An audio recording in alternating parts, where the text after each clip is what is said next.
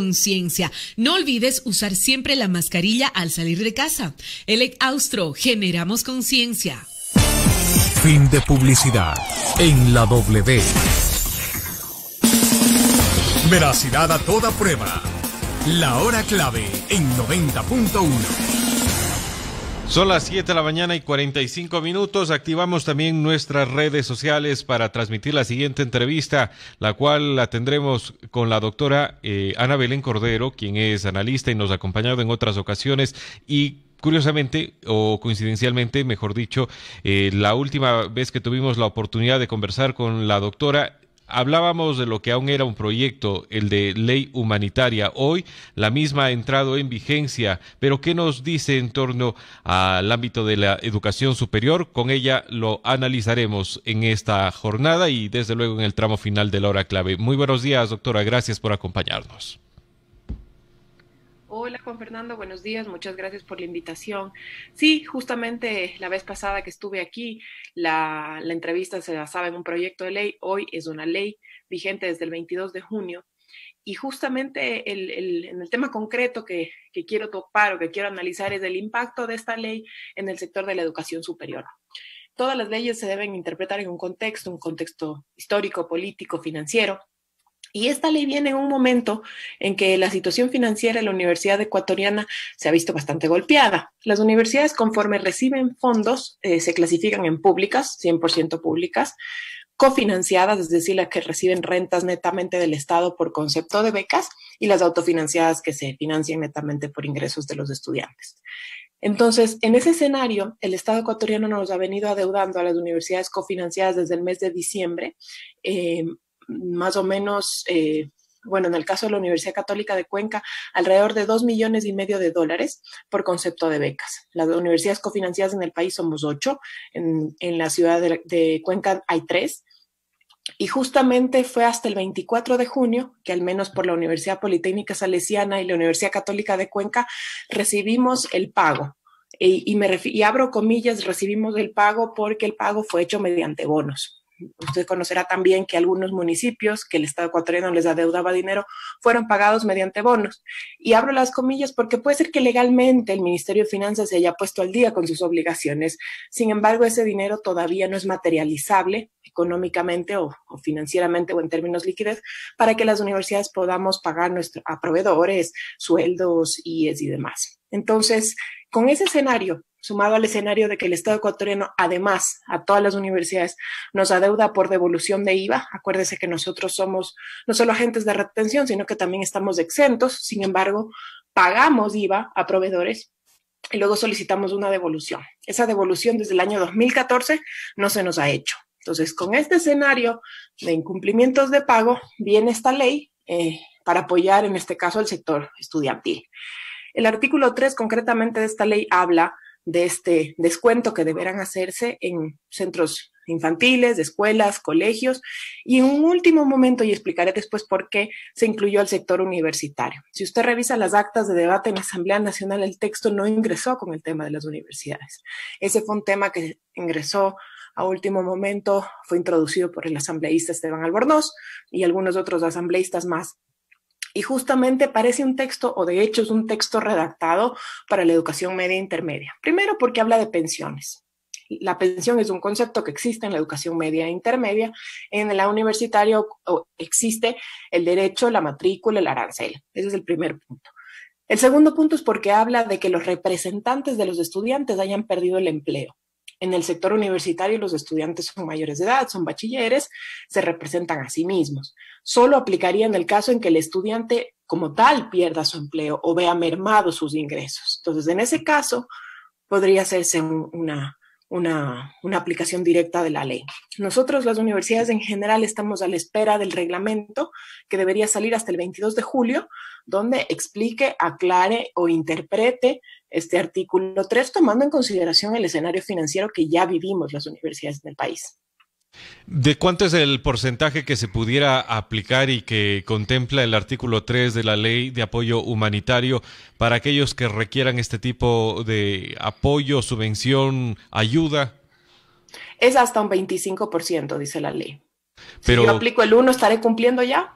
Quizás sí, pero no es lo deseable, ¿no? Claro, además que usted hacía ahí una acotación importante. El texto, en todo el texto, de hecho, lo estábamos revisando antes de esta entrevista, habla sobre las pensiones, sobre la educación intermedia que se le entiende al colegio y al bachillerato, pero aunque usa ciertas palabras, no pareciera querer referirse a la educación superior.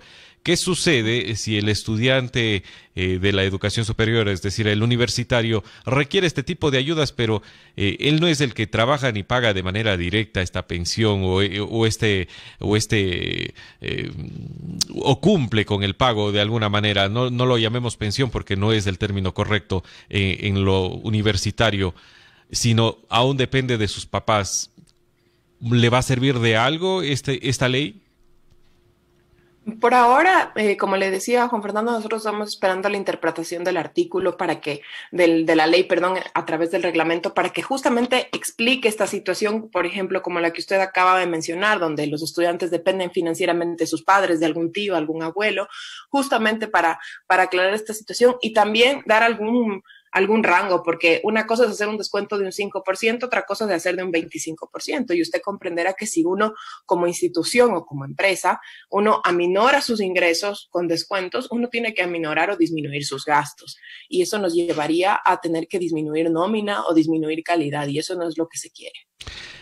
A propósito de lo que usted ha dicho, hay una universidad acá en la ciudad que ha venido estando en este ojo de la controversia. Por un lado, ha habido disminución en el pago de salarios, en el pago de su nómina, pero precisamente buscando este tipo de acuerdos en estos momentos tan difíciles que vivimos. Y por otro lado, no se ha dado así a los estudiantes.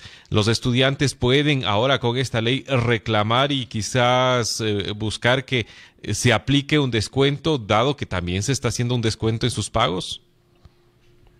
Bueno, eso depende mucho de qué interpretación le dé esa universidad a este texto. Al criterio nuestro, este texto todavía es inaplicable porque no es claro, justamente porque tiene estas ambigüedades las que yo le mencionaba.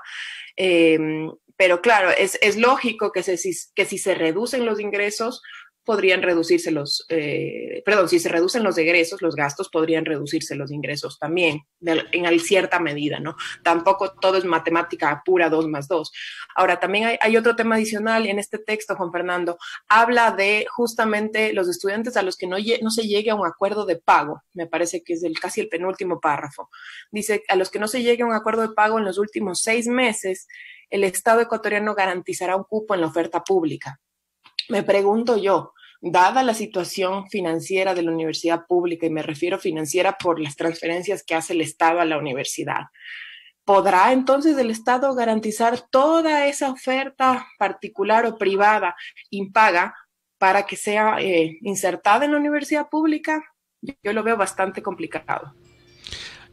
Y también pongamos otro escenario. ¿Qué sucede si hay estudiantes que buscan hacer uso de esta ley, ingresan a una universidad pagada, una universidad privada, a los 3 meses dicen no puedo cumplir con mis pagos, debo retirarme y por favor garantícenme un cupo en la universidad pública a la cual no pude ingresar anteriormente? ¿Me deberán dar este cupo pese que no pude ingresar? Eso es lo que dice la ley. Yo considero a la ley bastante demagógica, al menos en este artículo, y muy poco técnica, porque justamente yo no pasé un proceso de admisión, sea porque no lo aprobé o porque no me presenté, y el Estado, porque no pude pagar en una privada, me tiene que garantizar el cupo en la pública. Lo veo poco probable. Complicado, pero en el uso práctico de la ley, hoy mismo, ¿se puede llegar ya con esta ley vigente a algún tipo de acuerdo o deberemos esperar absolutamente al reglamento que en las siguientes semanas se expida? Bueno, los estudiantes ya están haciendo peticiones. Yo hablo en el caso concreto de la Universidad Católica de Cuenca. Tenemos algunas peticiones que al menos nosotros como universidad en menos de 3 semanas que esperamos tener el reglamento de parte de Presidencia, empezaremos a analizarlas una a una de acuerdo a cómo se interprete el artículo 3. La Universidad Católica de Cuenca, en la cual usted labora, ¿considerado quizás suprimir plazas de estudio por la consecuencia económica? No plazas de estudio, pero justamente, y ese es un tema adicional que me olvidaba comentarle, el Estado ecuatoriano nos redujo para este año 2020 un 25% de nuestro dinero para becas. Entonces, más que reducir plazas, vamos a reducir porcentajes de asignación de becas. Eso es finanzas puras. Si uno antes recibía un 100% de beca, ahora muy probablemente reciba un 75%. Eso sí va a pasar. Pero esta misma ley dice que se deberá ampliar este porcentaje para las becas. ¿No es contradictorio? Dice que se podrá ampliar. Y eso dada la situación financiera de cada universidad. En este caso concreto, el Estado nos sigue adeudando dinero, no podemos nosotros tampoco poner en peligro la situación financiera y estabilidad de la institución. Es decir, por un lado nos podemos tener que achicar y por el otro lado supuestamente el Estado va a tener que apoyar para que esto no suceda, sino por lo contrario se amplíe. Ambiguo. Eso sí, el Estado dice que va a apoyar, pero nosotros estamos viendo cómo nos ha adeudado durante 7 meses dinero que es transferido directamente a los estudiantes, deudas por devolución de IVA durante 5 o 6 años. Entonces, la verdad es que esperar del Estado un egreso adicional de dinero no lo estamos considerando dentro de nuestras finanzas. ¿Cabe algún tipo de recurso constitucional para recuperar este dinero que está ahí en hold, en deuda, en espera? De hecho, se presentó en el mes de mayo, me parece, una acción por incumplimiento en la Corte Constitucional. Las 8 universidades cofinanciadas del país presentamos este recurso. La audiencia va a tener lugar el día viernes 10 de julio, la primera audiencia, digamos, por este recurso. Sin embargo, ya 5 de las 8 universidades hemos cobrado a través de bonos. Lo que cabría en este caso más bien es una acción por incumplimiento por devolución de IVA. Bien. Antes de cerrar este espacio y esta entrevista, cuando son las 7 de la mañana con 56 minutos, ¿han podido llegar a un consenso las diferentes universidades cofinanciadas de la aplicación de esta ley? ¿Buscar una unidad de cuerpo para que no exista quizás un juego sucio entre la una y la otra? Bueno, en realidad no puedo yo hablar oficialmente porque la voz oficial de las otras universidades será su rector, será su vocero. Yo le hablo por las conversaciones informales que se han tenido con otros procuradores de las demás universidades. El texto, si uno es netamente técnico, el texto es muy ambiguo, es muy amplio. De hecho, como le decía, usted revisa las actas y este texto nunca incluyó a la educación superior. Entonces, por ahora, aparentemente no se van a aplicar estas devoluciones, salvo que se trate del empleo directamente de los estudiantes. Con lo dicho hace un momento por ustedes, solo me resta preguntar, ¿participaron en algún momento de un debate de la construcción de esta ley? ¿Fueron invitados, considerados, consultados? ¿De alguna forma tuvieron conocimiento que esto llegaría? En lo absoluto. Es decir, nunca supieron ni vieron que esto venía. Lo vimos en los borradores que circulan, pero nunca las universidades ni cofinanciadas fueron invitadas, ninguno de los señores rectores. Ahí está. El tema se vuelve más delicado cuando una ley llega sin la participación de aquellas entidades o a quienes afectará de manera directa. Puede ser muy bonito y puede sonar muy bonito que se ponga en un texto, en papel, cualquier cosa, pero de ahí que sea aplicable es otra historia, porque si no se consultó en primer lugar si era viable o qué necesidades tenía en ese momento para que luego se pueda cumplir con algo que busca sea de apoyo para la gran mayoría, pues hay un trecho bastante enorme. Gracias a la doctora Ana Belén Cordero que nos ha acompañado con este análisis puntual y concreto. Hay mucha gente que está a la expectativa de lograr acuerdos y lograr mejorías en su situación desde la aplicación, desde la puesta en vigencia de esta ley humanitaria. Gracias a usted, Juan Fernando. Buenos días. Son las 7 de la mañana con 59 minutos. Nada más resta informarles que